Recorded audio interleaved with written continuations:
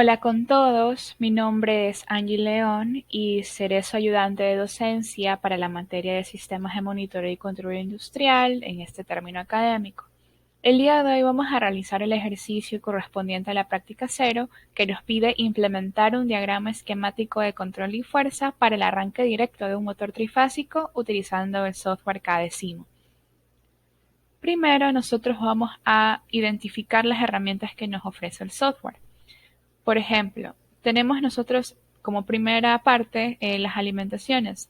Tenemos aquí una alimentación de fase, una alimentación neutra, una alimentación de protección, una alimentación trifásica con protección, alimentación trifásica con neutro y muchas más. Tenemos también la categoría de fusibles y seleccionadores. Tenemos la categoría de automáticos y disyuntores. En este caso, estos corresponden a los disyuntores.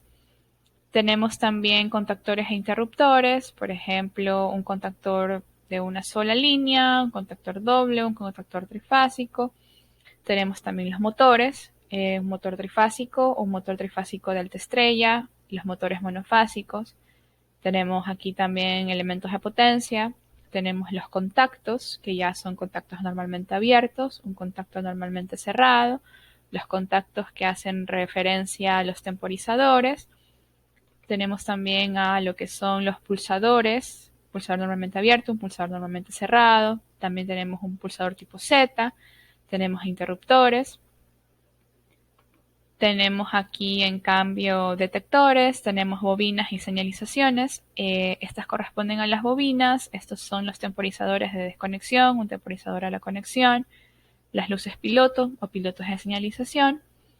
Y esos corresponderían a los elementos más importantes que vamos a usar en esta práctica. Comenzando con el diagrama de fuerza, nosotros vemos que comenzamos con una alimentación trifásica con protección, por lo cual vamos a irnos a la parte de alimentación y a colocar esto en nuestro plano de trabajo. Luego tenemos un disyuntor trifásico, entonces vamos a la categoría de disyuntores y lo colocamos tratando de que esté correspondiendo a la línea de arriba.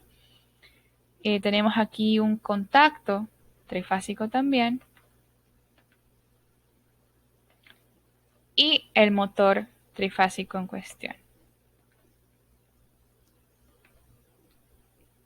Ahora, para unir estos elementos nos vamos aquí a una sección que se llama cables y conexiones. En cables y conexiones nosotros tenemos la opción de arrastrar cables de fase, un cable neutro, un cable de protección o directamente cables para motores trifásicos.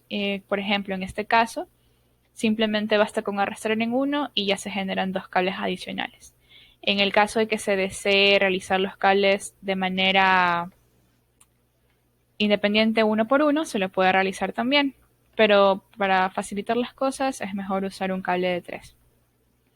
Aquí vemos que el cable de protección PE es una línea punteada, entonces vamos a utilizar ese cable que corresponde a la protección.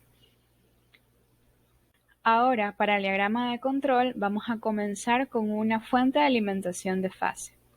Entonces, colocamos nuestra fuente de alimentación de fase, luego colocamos un disyuntor. Después del disyuntor viene un contacto normalmente abierto, seguido de un pulsador normalmente cerrado.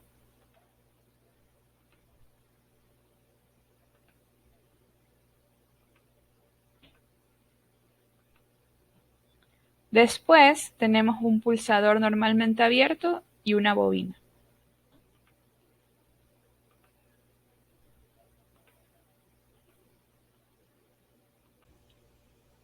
Tenemos también una alimentación de fase neutra. Esta alimentación la podemos girar hacia la izquierda para que quede acostada. Después tenemos aquí en paralelo al pulsador normalmente abierto un contacto normalmente abierto para que sirva de enclavamiento. En la segunda rama tenemos en cambio un contacto normalmente abierto seguido de una luz piloto.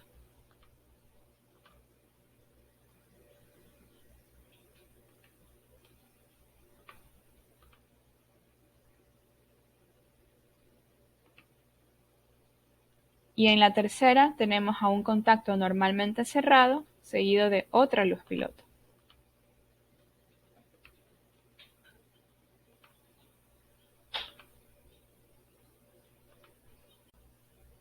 Una vez colocada esta luz piloto, procedemos a unir ya con cables. Entonces nos vamos a la sección de cables de fase y empezamos a unir cada uno de los componentes.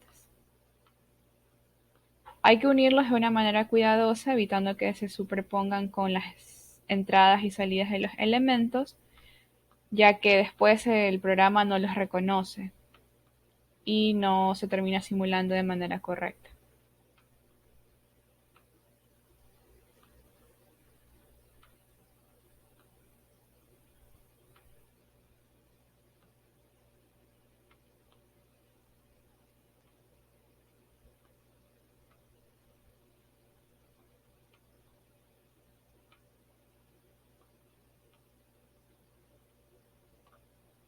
Por ejemplo, vemos nosotros que cuando este cable se unió a este cable de aquí, se creó un nodo. Sin embargo, en este lugar de acá no se creó uno, por lo que debemos nosotros colocarlos de manera manual. Entonces vemos aquí también es necesario colocar otro nodo, otro punto, y en ninguna otra parte se debería de colocar. Está bien. Procedemos ahora a colocarle los nombres para poder crear las referencias entre estos contactos con los otros elementos de ambos circuitos. Por ejemplo, este disyuntor tiene un nombre Q1. Este contacto normalmente abierto se denomina KM1. El segundo disyuntor es Q2. El contacto normalmente abierto es Q1. Este pulsador normalmente cerrado es S1. El normalmente abierto es S2. La bobina es KM1. Este contacto normalmente abierto también es KM1. Igualmente el de acá. La luz piloto es H1 y le vamos a dejar en color verde, ya que va a indicar cuando el motor está encendido. Este contacto normalmente cerrado va a trabajar con Q1. Y esta luz piloto la vamos a denominar H2 y la vamos a poner de color rojo para demostrar de que en este caso el disyuntor se ha abierto y el sistema está en peligro. Entonces, procedemos nosotros a realizar la simulación y vemos cómo levemente se iluminan estos cables de fase, lo que significa que está pasando corriente o energía por ellos.